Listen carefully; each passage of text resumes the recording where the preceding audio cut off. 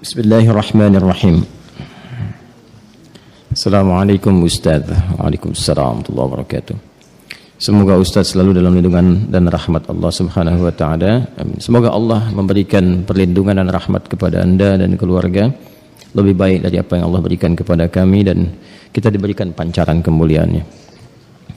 Ustaz, sebelumnya saya minta tolong penjelasan tentang menikah dengan sepupu. Apa di dalam Islam diperbolehkan? Kalau memang dibolehkan, saya mohon penjelasannya Ustaz. Karena saya ada berhubungan dengan sepupu. Kebetulan ayah saya dan ayahnya adik, dan ayahnya adik kakak. Kenapa kebetulan? Ya, emang adik kakak kan, bukan kebetulan ya. Ya, kebetulan ayah saya dengan ayahnya adik kakak. Ayah saya yang paling tua. Dan kami berdua ingin menikah, tapi terhalang restu orang tua. Karena mereka menikahi sepupu, karena kata mereka menikahi sepupu itu tidak boleh karena masih satu bapak. Kami sudah memberikan penjelasan kepada orang tua, tapi orang tua masih kekeh dengan pendapatnya. Kami hanya ingin halal agar kami terhindar dari maksiat. Kami mohon kepada Ustadz untuk memberikan penjelasan tentang hukum menikahi sepupu. Dan kalau boleh, kami minta tolong divideokan ya Ustadz, agar orang tua kami bisa memahaminya dan memberikan restu kepada kami. Sebelumnya terima kasih banyak ya Ustaz. Syukran, jazakallah. Anda memindahkan beban hidup Anda kepada saya. Tidak apa-apa, ini biasa. Ya, mau dijawab? Yuk kita pakai Quran aja dulu jawabnya. Buka Quran surah ke 33 Al-Ahzab ayat 50.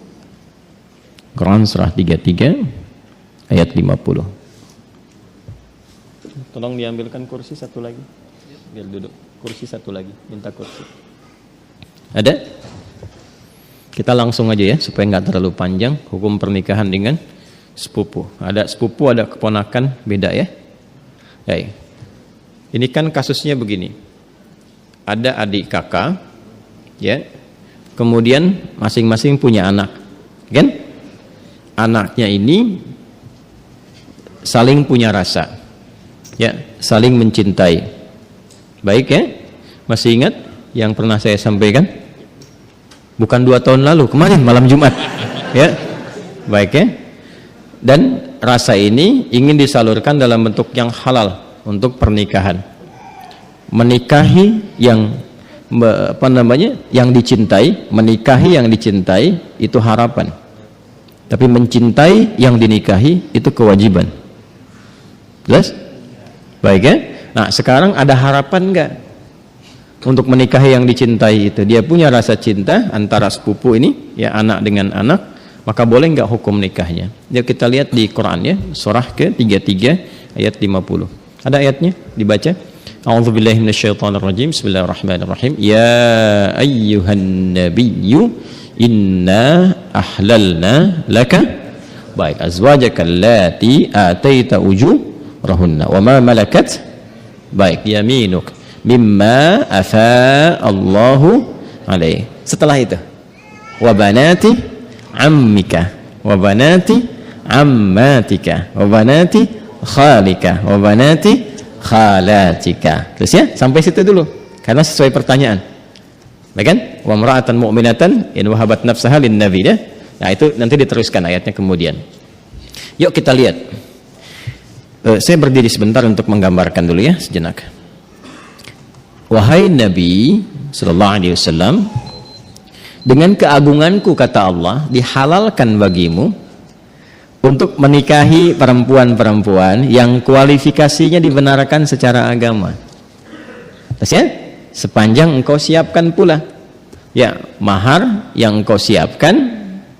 Kemudian juga dibolehkan dengan kualifikasi-kualifikasi tertentu. Jadi dalam pernikahan itu ada yang tidak diperkenankan menikah, ada yang dibolehkan menikah. Nanti yang tidak diperkenankan diantaranya di ayat ke-23 surah keempat itu, surah An-Nisa ayat 23. Ayo, yang jomblo fisabilillah tuh dituliskan dulu itu, ya. Ada berapa kualifikasi itu? Nanti kalau cari-cari jodoh, jangan memaksa pada yang itu. Ya, itu yang tidak boleh. Hurrimat 'alaikum ummahatukum. Ibumu nggak boleh. Ya kan? Kemudian juga saudarimu nggak boleh. Ya kan? Nanti ada kualifikasinya sampai dengan yang ke bawahnya, ya. Atau kurang lebih ada 11 yang disebutkan di situ. Itu yang tidak diperkenankan. Nanti ayat 12-nya sebagai tambahan. Jadi yang ayat 23 itu yang disebut dengan mahram. Ayat 24-nya istri orang. Jadi kalau sudah jadi istri orang jangan dipaksa, ya. Paham? Baik, termasuk nanti ada hadis sahih di Al-Bukhari dan Muslim, hati-hati bergaul juga dengan ipar. Ya, karena itu bisa menanamkan panah-panah setan, ya, menghadirkan dalam jiwa itu benih-benih seperti rasa suka. Itu hati-hati, bisa jadi pengantarnya curhat. Ya, lama-lama hilang gitu. Nah, itu yang dipersoalan, ya. Saya tidak ingin lompat terlalu jauh, kita kembalikan. Nah, itu yang dilarang, yang tidak diperkenankan. Yang boleh siapa saja dari jalur kekerabatan. Ya, di An-Nisa ayat 23, ibu nggak boleh, bibi nggak boleh, gitu kan? Bibi, kemudian baik itu dari pihak ibu ataupun dari pihak ayah. Ya, kemudian saudari nggak boleh, sepersusuan nggak boleh, gitu kan? Menantu nggak boleh, ya. Kemudian nanti ada anak-anak bawaan juga dari istri yang dinikahi, itu nggak boleh. Menyatukan, ya, adik kakak itu nggak boleh. Baik, istri orang itu nggak boleh. Di luar itu yang boleh apa? Ya, di luar itu yang boleh apa? Teruskan. Satu, kalau dari jalur kekerabatan yang paling dekat, anak paman. Baik, ya. Obanati ammika. Anak paman berarti sepupu kan? Ya kan? Baik. Ini saya sebut kakek sajalah. Ya. Kakek punya anak kan? Ya. Ini A, ini B. Ini anaknya laki-laki, ini laki-laki juga. Oke? Sudah. Ini ayah lah ya, untuk memudahkan. Ini bapak.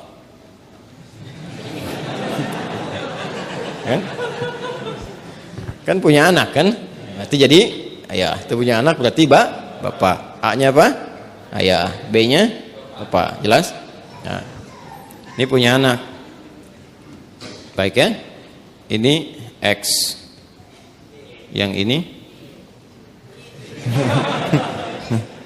ya kan? Ini Y. Baik. Yang ini perempuan Y. Yeti misalnya kan?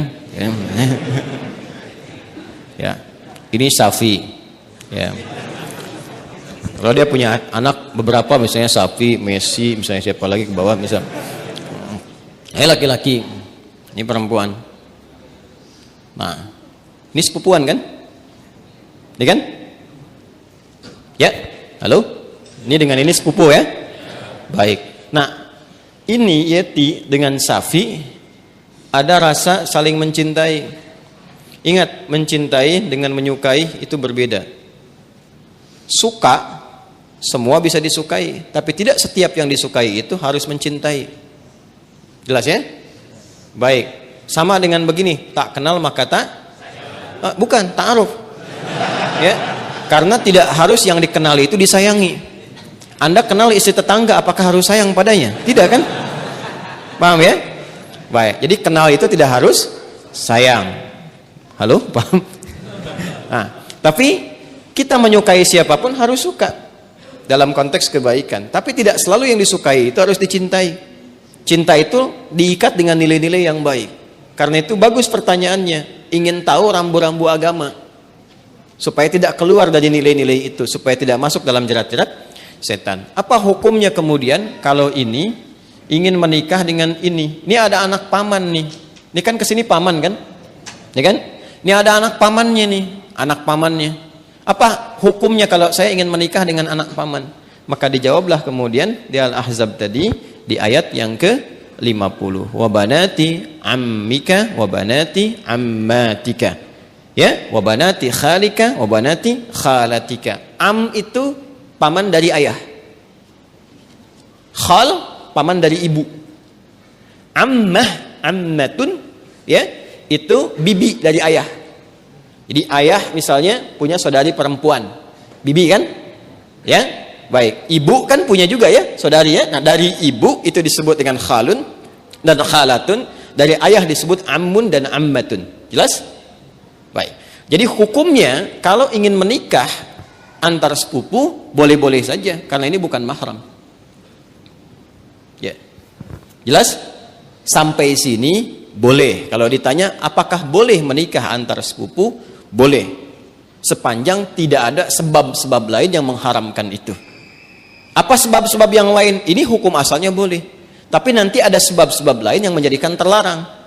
Misal, ini hukum asal boleh, tapi ternyata ibunya Safi misalnya saat Safi lahir, ASI-nya macet.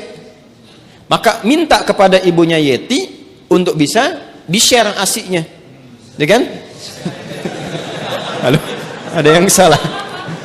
Huh? Share, like, and comment, ya kan? Baik. Kalau ini kemudian mendapatkan ASI yang sama dari ibunya Yeti, ya, sini ada ibu misalnya, jadi saudari atau saudara sepersusuan, dia walaupun sama-sama sepupu tidak menjadikan keduanya boleh menikah karena ada hubungan mahram birradha'ah. Tapi kalau di luar itu aman misalnya, bukan saudara atau saudari sepersusuan dan tidak ada faktor-faktor lain yang menjadikan ini terhambat, maka boleh-boleh saja, tidak ada masalah di situ. Jelas? Sekalipun ada kebolehan, tapi tetap ditempuh dengan cara yang terhormat. Ya, jadi tidak boleh misalnya kawin lari, capek, sambil lari nikah gitu kan? Tidak, jangan. Tetap sekarang cari cara untuk memahamkan dengan cara yang baik dan bermohon kepada Allah. Kalau memang diniatkan ibadah, niat ibadah dengan cara yang benar, dengan cara yang baik, sifatnya nanti akan dibimbing oleh Allah dengan cara yang baik. Ada doanya.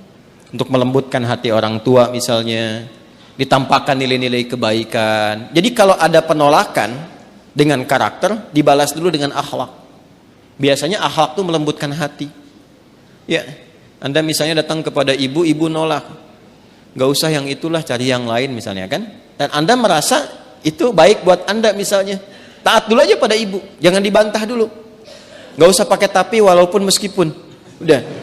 Ya, taati saja dulu. Begitu Anda taati baik, lalu tampakkan nilai-nilai kebaikan, doa sampai lembut hatinya. Ya, demikian calon pasangan juga nanti mendoakan juga, memberikan akhlak yang baik. Ketika kelembutan itu ada, maka cara kita kemudian berkomunikasi akan berbeda dan hasilnya tidak sama dengan yang pertama. Paham sampai sini? Baik. Jadi jangan bergantung ya yang bertanya pada video ini untuk dibawa kepada orang tua. Ya. Ini jawaban Ustadz Adi misalnya, tidak ya. Bagi saya tetap hukum aja yang didahulukan. Ini hukumnya boleh, tapi akhlak itu yang diutamakan. Paham sampai sini? Baik. Nah, supaya tidak keliru memahami, kalau kita teruskan itu ada kalimat khalisatan laka min dunil mu'minin. Ada kekhususan untukmu. Teruskan ayatnya ya, teruskan ayatnya. Yang berlaku khusus selain bagi orang-orang beriman yang lain dari kalangan umatmu. Itu yang dimaksudkan itu yang sebelum ayat itu, yaitu setiap perempuan yang menyerahkan dirinya untuk dinikahi. Itu kekhususan bagi Nabi SAW. Ya, jadi ada sifat yang spesial bagi Nabi ketika berhijrah. Ada di antara sahabat-sahabat mulia beliau itu yang kemudian meninggal dunia, meninggalkan anak-anaknya, ada istri dan keluarganya. Ya, kemudian Nabi diperintahkan oleh Allah Subhanahu wa taala bagi perempuan-perempuan tertentu khusus, jika Nabi meridainya, akhlaknya, kemuliaannya, kebaikannya, support untuk dakwahnya, dan dia datang untuk menyerahkan dirinya untuk dinikahi, boleh-boleh saja, silahkan gitu kan. Atau perempuan-perempuan umum, dalam arti bukan yang telah bersuami ditinggal, meninggal dunia, ya, yang masih status single dan sebagainya, yang Nabi ridai kualifikasinya boleh dinikahi.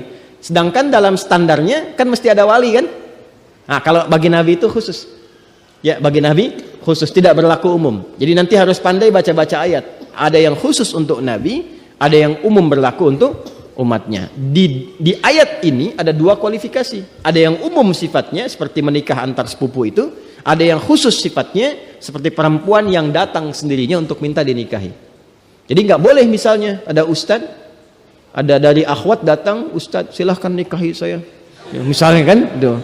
Walinya mana? Nggak apa-apa, saya jadikan Allah sebagai wali saya. Dia, nah itu nggak boleh. Paham ya? Itu nggak boleh hukumnya. Jelas? Nah, itu diantara yang ditemukan. Karena ini ada kisah kenapa ayat ini turun. Salah satunya kisah Sayyidah Maimunah Al-Ansariyah. Ya, ada kisah menyebutkan demikian. Ada kisah menyatakan Zainab Al-Ansariyah datang kepada Nabi sallallahu alaihi wasallam menyerahkan diri beliau untuk dinikahi. Jika memang ada nilai-nilai kebaikan yang bisa disuppортkan untuk dakwah Nabi, maka direspon dengan turunnya ayat ini. Itu yang disebutkan oleh Imam Ibnu Jarir At-Tabari dalam tafsirnya, ya, tafsir At-Tabari atau Jami' Al-Quran di jilid yang ke-12 halaman 29.